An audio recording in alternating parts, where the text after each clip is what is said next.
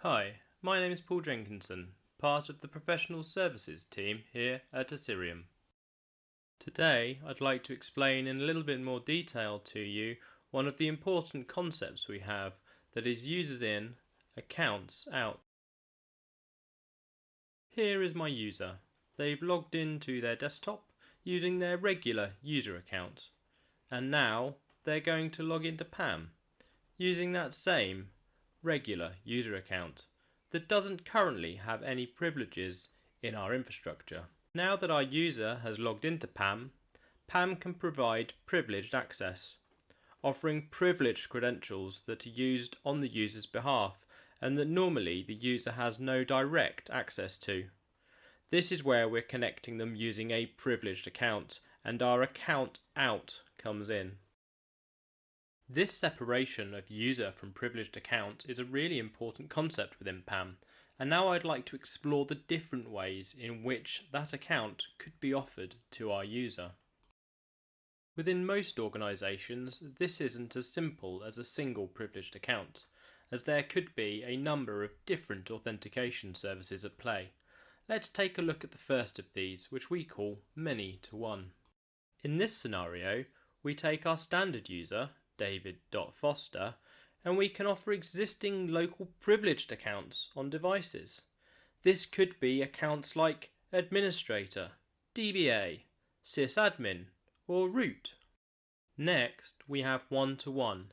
Here our user, David.Foster, is logging into PAM and being mapped to an existing privileged account that he already has.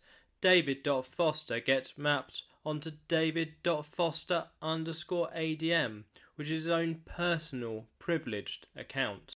Now, if we take a new user, Karen.Hill, we can see that through the many-to-one configuration, they would still just get the shared accounts like administrator, DBA, sysadmin, or root.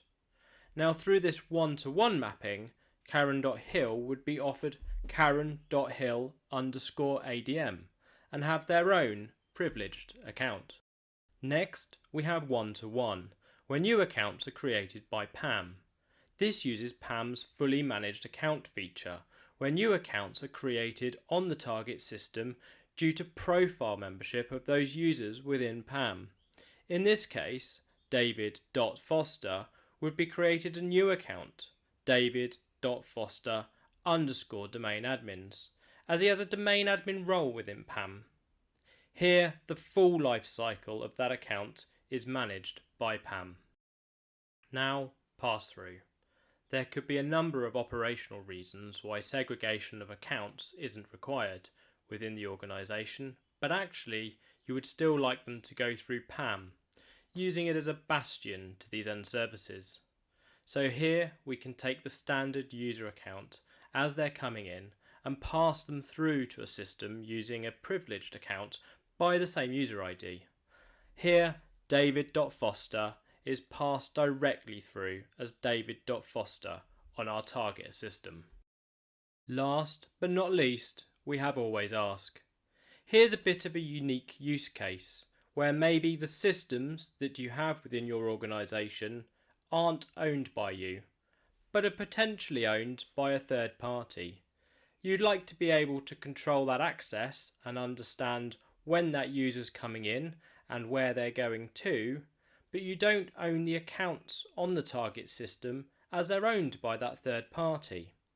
Here, PAM can provide the ability for a user to log in.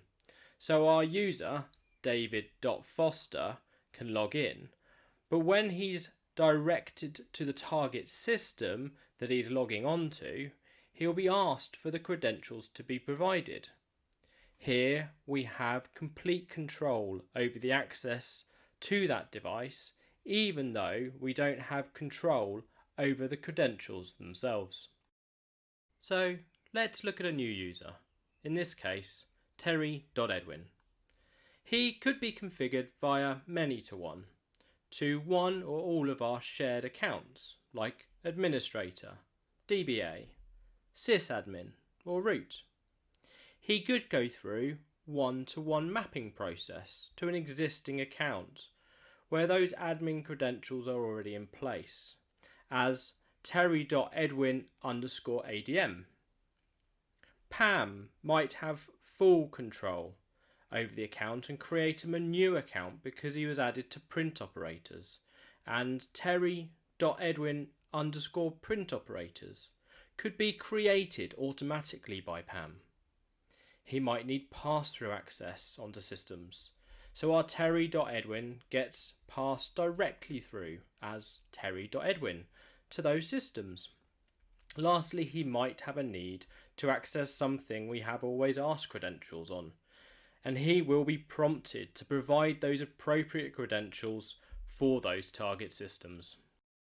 That's all for our users in, accounts out concept. Please check out the other videos in the Osirium University series.